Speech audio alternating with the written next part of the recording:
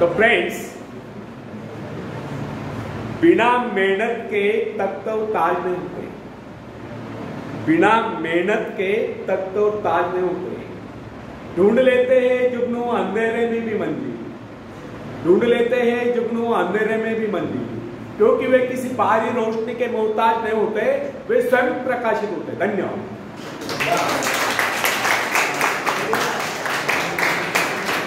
Friends, एक व्यक्ति है जिसके शरीर में स्वच्छ रक्त संचार हो रहा है, जिसके चौड़े कंधे हैं, सुंदर मजबूत 2 हाथ है, जिसका वजन भी अच्छा है, जो सभी अंगों से युक्त तथा शरीर से चुस्त मस्त है।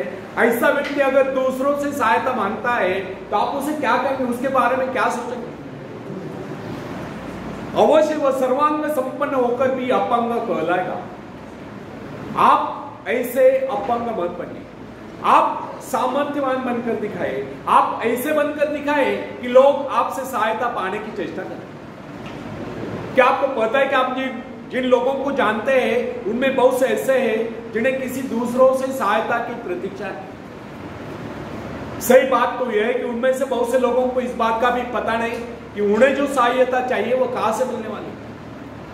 फिर भी वे इंतजार करते और सोचते रहते कि बस अब उनका काम बनने वाला है, उन्नति के द्वार खुलने वाले हैं, कोई उनकी मदद के लिए आएगा और उनके सारे कष्ट दूर हो जाएंगे। क्या ऐसा संभव है? वास्तव में कोई किसी की सहायता करता है? ऐसे सोचने वालों ने अपने गिरेबान में झांक कर देखना चाहिए, क्या उन्होंने किसी दूसरों की कितनी सहायता की, उन्होंने आज तक किसकी कितनी मदद की है?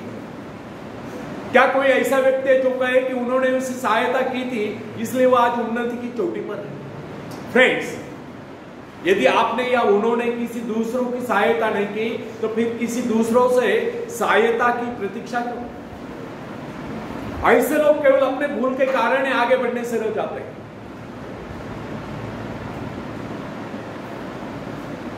हर इंसान को चाहिए कि वह केवल अपने सहारे आगे बढ़े, लौटने के रास्ते से मुंह फेर कर बिना किसी के सहारे आगे बढ़ता चाहिए। आत्मनिर्भरता से ही तो मनुष्य की शक्तियां विराट रूप धारण करके प्रकट होती है। आत्मविश्वास ही सफलता की नींव है। इसी आत्मविश्वास के सहारे हम दूसरों की सहायता करने में सफल हो सकते हैं। फ्रेंड्स, एक बहुत बड़े प्रबंधक एडमिनिस्ट्रेटर का कहना है, मैं अपने बेटे को ऐसी कंपनी में नियुक्त करना चाहता हूं जहां उसे कठिनाइयों का सामना करना पड़े, क्योंकि इससे उसकी सहन शक्ति और कुशलता विकसित हो। यदि मैं उसे अपने कंपनी में रखूंगा तो वो मेरे भरोसे बैठा रहेगा, हर निर्णय के लिए वो मेरा मुंह ताकता रहेगा और उसमें ठहरे हुए पानी की तरह सड़ान उत्पन्न होगी। आप सभी जानते हैं, ठहरे हुए पानी पर मच्छर गुनगुनाते हैं, तो बहते हुए पानी पर राजहंस तैरते हैं। कितने सुंदर विचार थे उसमें। अगर हर माँ बाप अपने पुत्र या पौत्री के लिए इस प्रकार के उच्च विचार रखते हैं तो वे अवश्य उनके भाग्य विधाता बन जाते।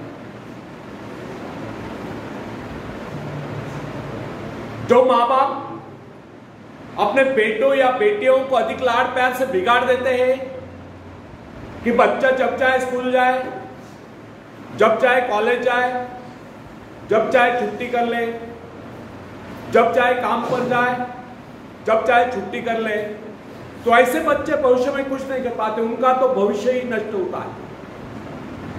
अपनी शक्ति पर स्वयं ही भरोसा करना पड़ता है, अपने कार्य स्वयं करने वाले सफल होते हैं। इसी से मानव के चरित्र का निर्माण होता है। जिन बच्चों को यह पता हो जाता है कि वे अपने माँ बाप के सहारे जीवित रह सकते हैं, वे अपने बल पर कोई भी कार्य समर्थ होकर भी कर नहीं पाते, वे वैसी कोशिश भी नहीं करते।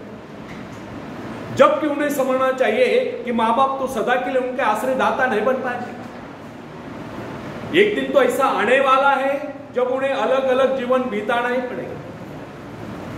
तब ऐसे लोगों को भयंकर मुश्किलों का सामना करना पड़ता है। इसलिए फ्रेंड्स, यदि आरंभ से अपने कार्य स्वयं करने की आदत डाली जाए तो यह आदत आपके भविष्य के लिए बहुत ही लाभकारी सिद्ध होगी। जब चाहे शक्ति के सहारे आप जमीन पर पांव टिका कर आगे बढ़ सकते हैं। सफल वही होता है जो अपनी शक्ति पर भरोसा कर पाए। अपने काम स्वयं करने वाले सफल होते हैं। दूसरों के सहारे आगे बढ़ने वाले अक्सर भंवर में फंस जाया करते हैं। फ्रेंड्स, जिस नाव की पतवार आपके हाथ में नहीं, वह नाव आपको पार करा दे, इस बात की क्या गारंटी? आपका जीवन तो उसके हाथ में है जिसके हाथ में नाव की पतवार हो। वो चाहे तो आपको डुबो दे, चाहे पार करा दे। फ्रेंड्स, जब नदी में बाढ़ आती है तब जो साहसी है, जिसे अपनी शक्तियों पर पूरा विश्वास है, वह तो तय कर उस पार चला जाएगा। लेकिन जो डरपोक और कायर है, वो तो बीच मझधार में डूबकर अपनी जान दे देगा। सहायता पाना और सहायता की प्रतीक्षा करना, दोनों ही बातें प्रगति की राह में बाधा है। अतः हर युवक या युवती के लिए आवश्यक है वह शुरू से ही अपने काम स्वयं करने की आदत डाले। अपने माँ बाप आदि लोगों की शक्ति से विश्वास हटाकर केवल अपने शक्ति के बल पर आगे बढ़ने की कोशिश करें। जिस क्षण आप बाहरी सहायता लेना बंद कर देंगे, उसी क्षण आपके भीतर आत्मनिर्भरता का अंकुर फूटते हुए महसूस होने लगेगा। स्वयं कार्य करते समय यदि आप असफल भी हो जाते हैं तो बिना उस असफलता को घबराए तुरंत उस कमी की खोज कीजिए जिसके कारण आपको असफलता मिली, और जैसे आप उस कमी को खोज निकाले तुरंत उसे दूर करने के प्रयास में जुट जाइए। आपका वास्तविक आदर तभी होगा जब आप एक सफल व्यक्ति के रूप में दुनिया के सामने आओ। मगर यदि आप एक व्यक्ति के बाद दूसरे व्यक्ति का आगे हाथ फैलना शुरू कर देंगे तो लोग आपको मंगता या भीखा कहेंगे। अतः आप ये प्रण कर ले कि आपको केवल अपने भरोसे जीना है, ना कि किसी की दया पर।